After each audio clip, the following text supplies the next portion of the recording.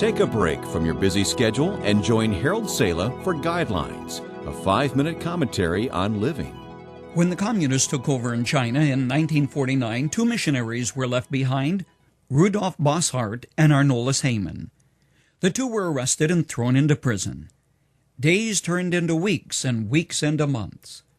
Now, China is a vast country, approximately the same size as the United States, about 4,000 miles from east to west, 2,000 miles from north to south.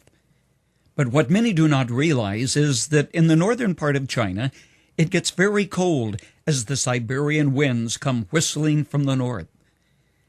As the months began to drag by, the 2 soon realized that they would spend Christmas alone and without their families. Forbidden to speak to each other, the 2 men sat in the cold, unheated prison cell as Christmas Day dawned.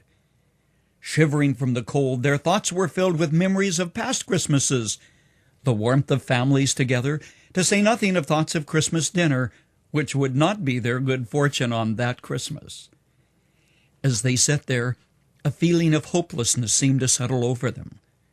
Arnolis reached down and began playing with pieces of straw on the prison floor.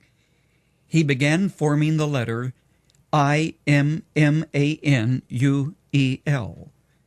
The 2 looked at it. Immanuel, one of the names given to Christ, meaning God is with us. And gradually, by their own statement, the reality of what Arnolis had just written began to sink in. God is with us. The gloom of a prison was driven back, and the reality of what Christmas really is sank in. 7 centuries before Jesus was born, the Lord gave a sign to Ahaz, saying, "The virgin will be with child and will give birth to a son, and will call him Immanuel."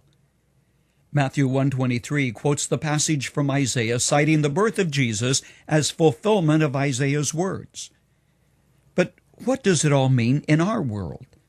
The world of supersonic jets, miracle fabrics, credit card-sized calculators, and computers.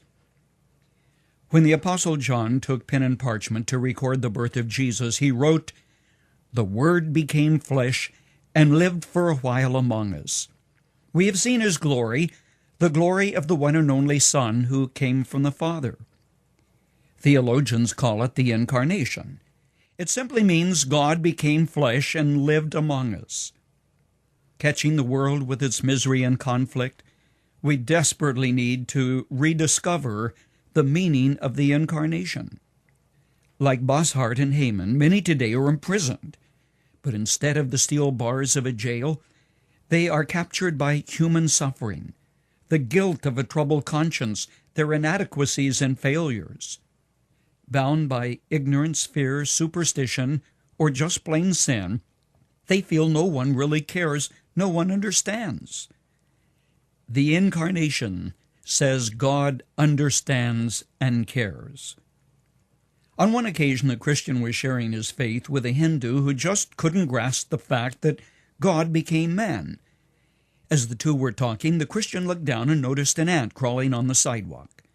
Stooping over, he said, "Now suppose I could compress myself to the size of an ant, and could put aside my human strength and could live in the body of an ant.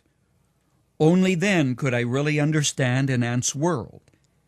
And that is exactly what Jesus did. "Yes," replied the Hindu, "to understand one must be one." Yes, the Word, Jesus Christ, became flesh and dwelt among us.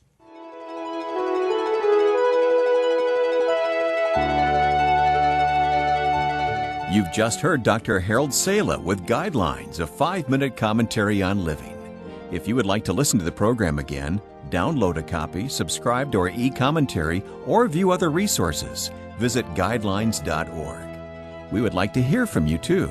You can email us at info@guidelines.org.